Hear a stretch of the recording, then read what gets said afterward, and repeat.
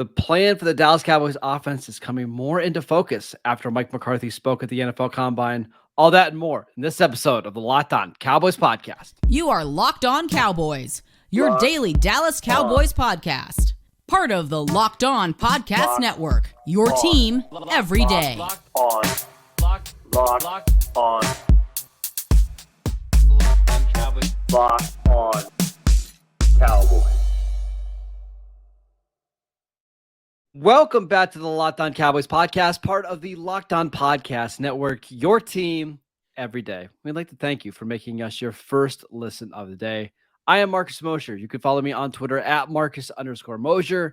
And joining me today, as always, is Landon McCool. You can check him out on Twitter at McCoolBCB. Landon, the NFL Scouting Combine is happening right now. Mike McCarthy just got done speaking. What was your biggest takeaway from his press conference? I think for me personally, and I think there's several things to take away, obviously, and we'll talk about it. But for me, the biggest takeaway was the conversations that he had about the offense.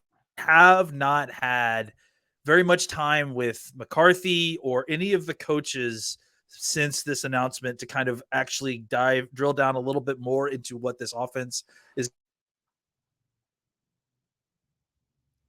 I thought were really, really important to hear. And I think there's lots to discuss in just that topic. But I think the main takeaway for me was just a little bit more information, a little bit more context to what this offense is going to look like next year. Yeah, and let's talk about it, because one of the big things that McCarthy said is that this offense isn't going to be dramatically different. I think the number he used was like 30 to 35% different.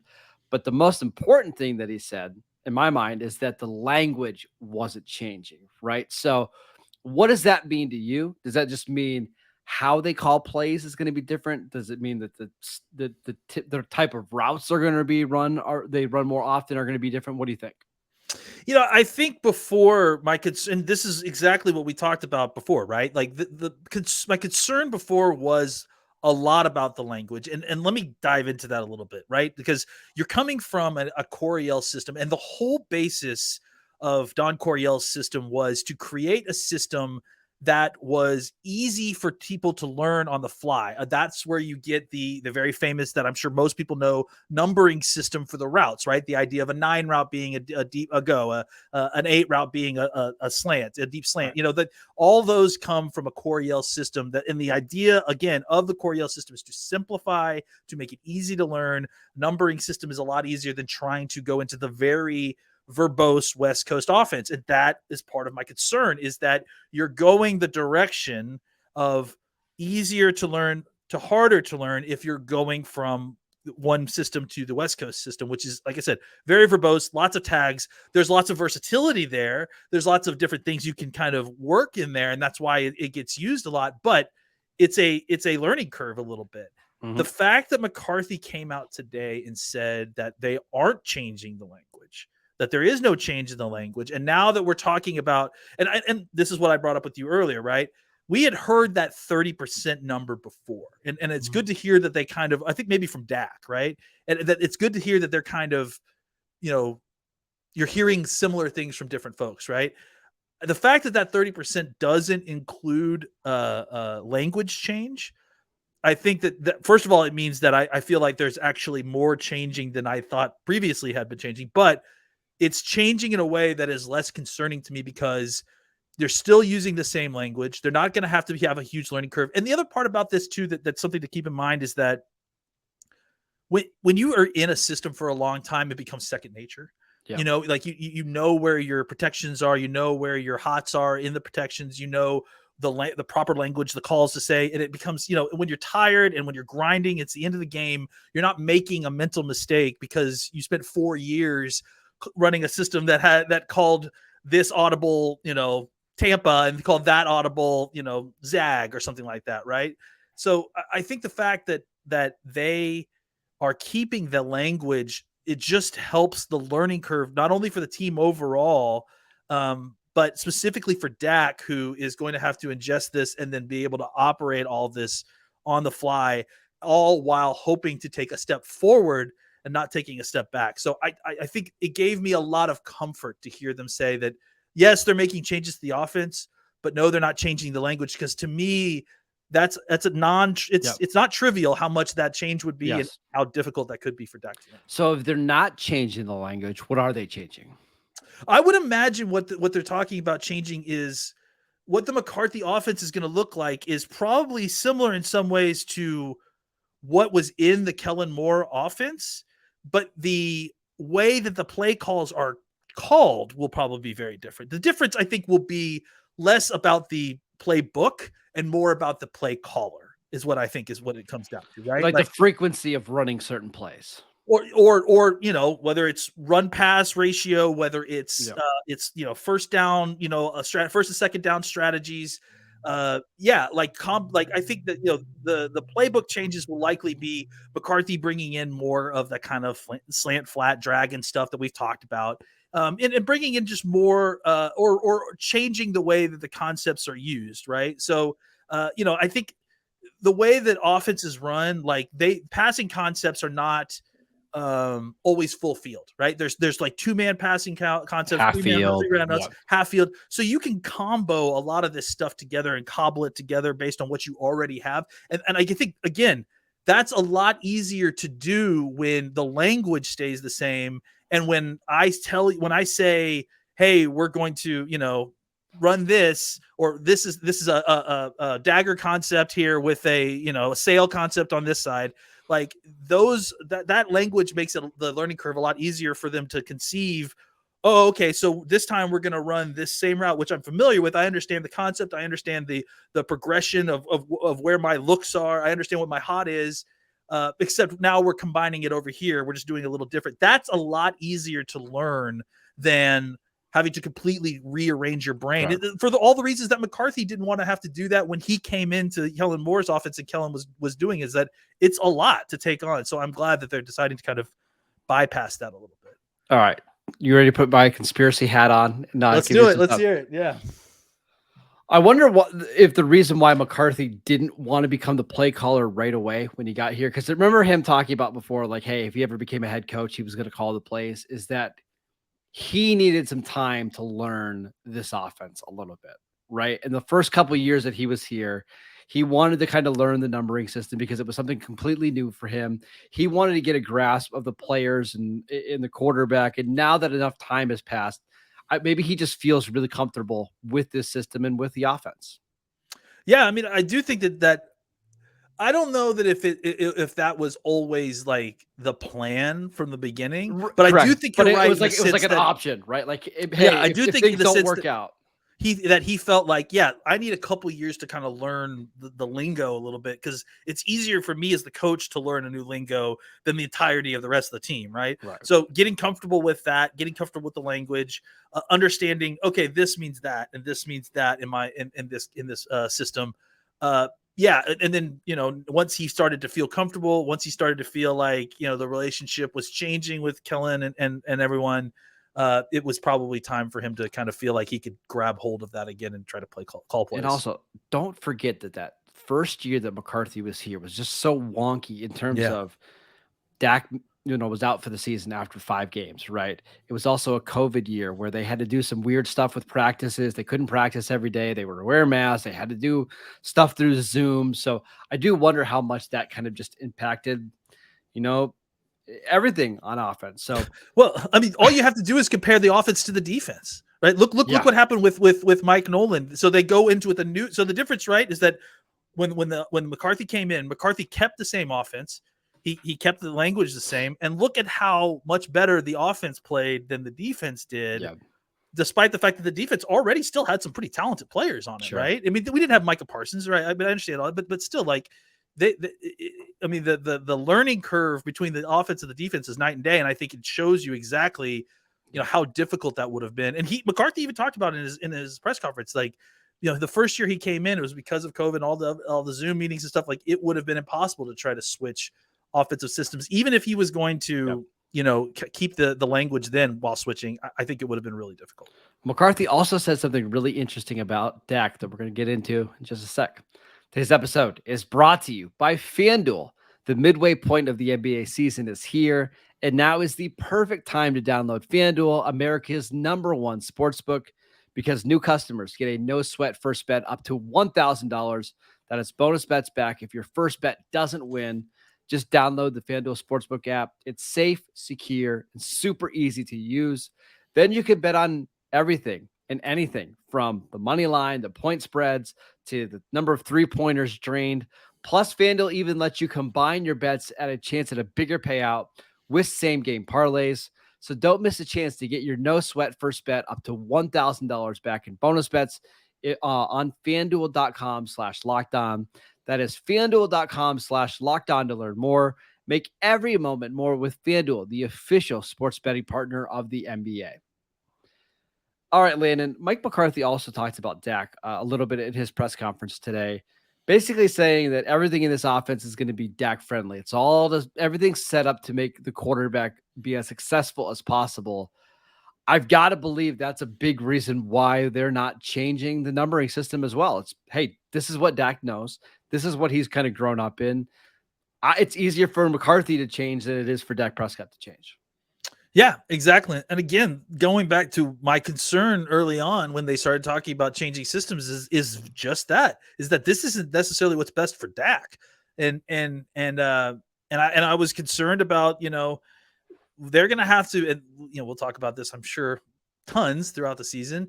They're going to have to figure out what they're doing with Dak soon. Like they're going to have to, work on his contract to kind of move some stuff. They're going to have to start talking to him about a new contract soon.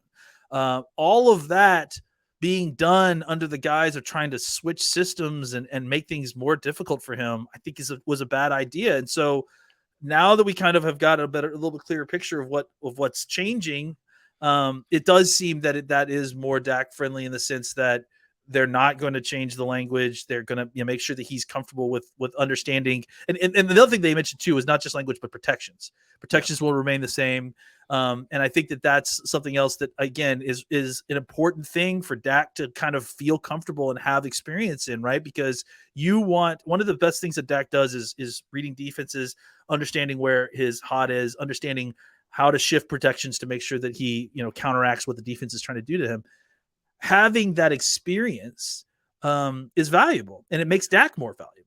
And so trying to take that away and change that to something else that he's unfamiliar with, I felt like was taking away one of his abilities. So I'm glad to hear that they're focusing on making this Dak friendly. I mean, a lot of coach talk, you hear that a lot, but I think in conjunction with what we heard with the changes in the play calling and I mean, sorry, not the play calling, but in the scheme and the fact that they are, like I said, not changing the language, this all seems to point towards, yes, we're making changes. Yes, things are going to be different, but we're doing so in a way that is going to still make Dak comfortable. We're not trying to reinvent the wheel here. We're just trying to tweak things, despite kind of saying that it's a system change. Basically, trying to figure out ways to be 5% better. Right? Yeah, exactly. Yeah, which I think that's what we want. At least that's what I wanted early on, right? And that's why there's no reason to tear this thing down, right? Exactly. No team in the NFL other than the Chiefs have more wins over the last 2 seasons. You did make it to the divisional round, and you went toe to toe with one of the best teams in the league. 5% better probably gets you to the Super Bowl, legitimately. So, yeah. You mentioned protections. That's really interesting to me because they've got a very veteran offensive line. To me, it would be shocking if their starting 5 offensive linemen aren't already on the roster right now. Right? Do you anticipate an outsider starting for this team this year? I mean, I guess it depends on left guard. That would be the only position that I potentially would see, but I mean, probably not. I mean, you definitely already have your tackles. I'm pretty sure, maybe even more tackles than you need. Which Stephen Jones, we should also mention that yesterday, he said they anticipate Tyron Smith coming back. We'll see if that's the case, but if he does come back, I've got to believe that means Tyler Smith is playing left guard, right? Maybe it does. I think, I mean, that's the thing. The puzzle pieces that I can't quite fit together to me is that, because honestly, by the time next year rolls around, Tyler Smith may be the best tackle on this team. That's certainly within the realm of possibility. I think he played really good football especially near the end of down the stretch. Yeah. I mean, Why not just do the same thing you did last year, though? Basically, have him just be on the left side and start him at left guard. You know Tyron's not going to make it through the year, and as soon as that happens, you slide him right back out. I certainly don't have an issue with that. If they do that, I'm not going to be upset or surprised. But I mean, again, I will point out that there's a good chance that Tyler Smith is a better tackle than Tyron Smith next year. I think that's very realistic. But what's your best 5 offensive line? I think that's the thing, right? Is it Tyron Smith playing left tackle and Tyler Smith at left guard, or is it Tyler Smith playing left tackle and Tyron Smith being your swing tackle? First of all, I've been pretty clear. I don't see Tyron Smith being a backup. I just don't see that happening. Especially, I mean, beyond just like the prestige element of it, he's making $13 million this year. I think it's not going to happen. So he's not going to be a backup. It's just does he start the season at right tackle with Terrence Steele, coming back? But listen, we forgot to even mention that yesterday. Like, I feel like we missed a lot in just a day. But like Stephen Jones was talking about Terrence Steele, and he was saying it's unreal where he's at right now in his rehab, and that shouldn't surprise anybody. How good, how hard of a worker Terrence Steele is. So maybe the plan is just, hey, Connor McGovern, we'll see you later. Enjoy free agency. Tyler Smith, you're starting at left guard. Tyron Smith, you're our left tackle. Josh Ball, you're our maybe week 1, week 2 insurance at right tackle, and that's our offensive line. I still think you need to get a guard, right? You still need. I mean, if your plan is to play Tyler Smith at guard and Tyron at left tackle, with the idea that Tyron is never going to play the whole season at left tackle, you need someone to play left guard. So, well, I thought you were a Matt Farniak fan, but I guess not. So because I haven't penciled in as Matt Farniak as a part-time starter, I'm not a fan. Well, I see. No, I think you're right. I mean, it's also worth mentioning that Tyler Biadasz is going into the last year of his contract. So if you could draft a guy in the 2nd, 3rd round that could potentially be one of those utility guys as a rookie and then maybe start. Excuse me. Are you talking about the guy from TCU? No, well, I mean, I'll take Avila too because he has some experience playing center as well. That's the guy. Kid from Minnesota, Schmidt, who's John Michael Schmidt. Yeah, he's got some experience playing guard as well. This is a good draft to kind of go in and do that, right? To draft a guy that you don't necessarily have to plug in as the starter right away, but you feel like he could play by the end of the season, right? I mean, it's not too dissimilar from what the Cowboys did with Connor McGovern in 2019, right? You just draft a guy in the 3rd round that you like and they can play multiple spots and you wait and see. So Mike McCarthy also said something kind of interesting about potentially drafting a backup quarterback. All that next. All right, Landon, last thing before we head out. Mike McCarthy was talking about some of the quarterbacks in this class, including Max Duggan from TCU.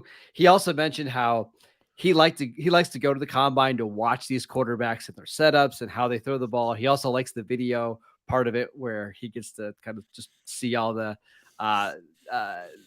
just their releases and their interactions and all that kind of stuff. But he talked about the camera angles. He talked about how the camera angles have remained consistent throughout the years, and it helps them they're sky high, right? Yeah, exactly. So they can kind of measure stuff. My question for you, this is just a very general question.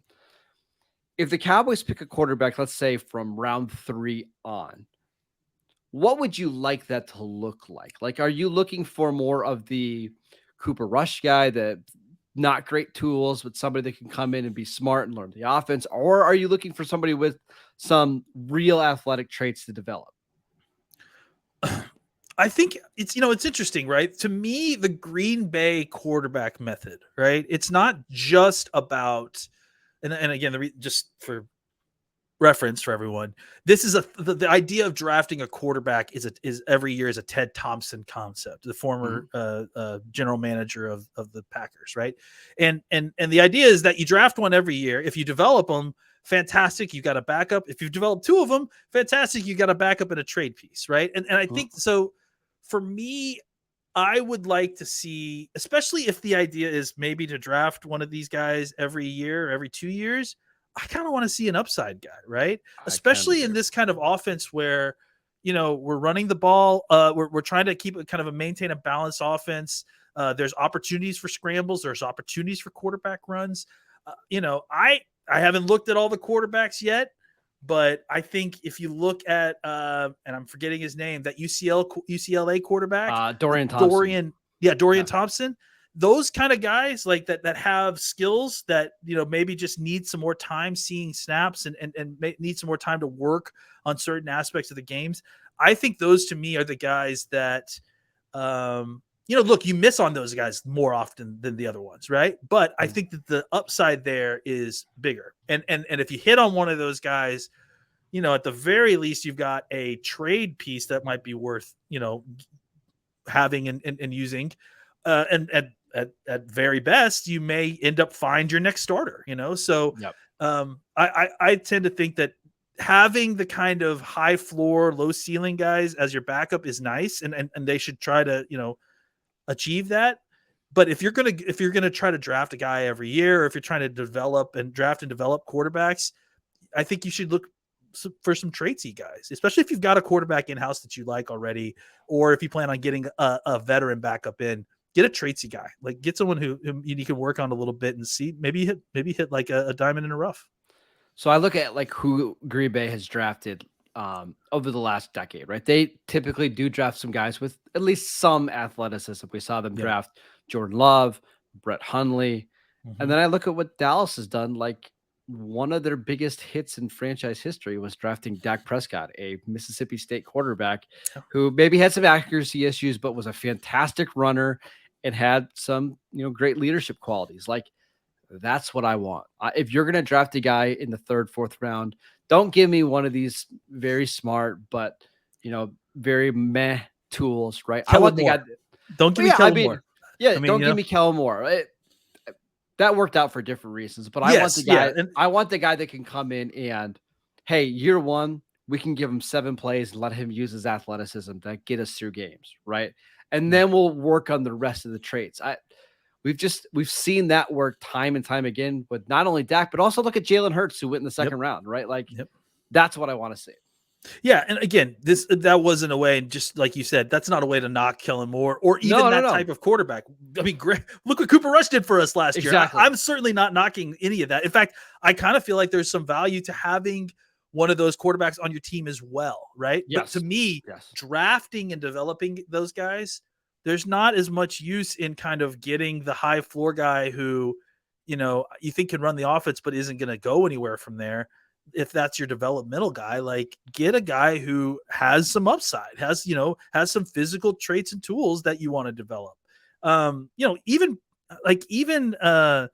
Mahomes, like I understand he was a 1st round pick and, but he was a tradesy player. He was a tools player. He wasn't a finished product by any stretch. Same with Josh Allen, right? A lot of these teams got ripped for drafting those guys because they felt like it was a reach. So and again, I'm not anticipating drafting a 1st round quarterback, but the same sort of idea applies further down the draft. Get you a guy that if he hits, it makes that pick worth it. And maybe even helps you retrieve an equivalent pick down the road from somebody else. That's what I want to see. And we'll make sure we spend some time looking at these day 2 and day 3 quarterbacks, because I feel very confident the Cowboys are going to draft one. Even Jerry Jones mentioned, I think a few weeks ago, how they wish they would have done a better job at spending more picks at that position over the last couple of years, because it is so valuable. So the guy that I'm keeping in mind, Hendon Hooker from Tennessee, because he is that athlete and he has that SEC production, and he made Tennessee really, really good and elevated them to one of the best teams in the country. Very similar to what Dak Prescott did at Mississippi State when he beat Alabama, just like Hendon Hooker. So keep an eye on him as a potential option for the Cowboys, maybe starting in the 3rd round. That is it for today's show. Thank you guys for tuning in. As always, you can download the podcast wherever you get your podcasts. Check us out on YouTube. Landon, you and I will be back tomorrow. We're going to continue to do some positional preview stuff. We've got some combine stuff that's going to start happening, some real combine on-field action happening on Thursday. So be on the lookout for that. Follow Landon on Twitter at McCoolBCB. I'm at Marcus _Mosher, and we'll see you guys next time.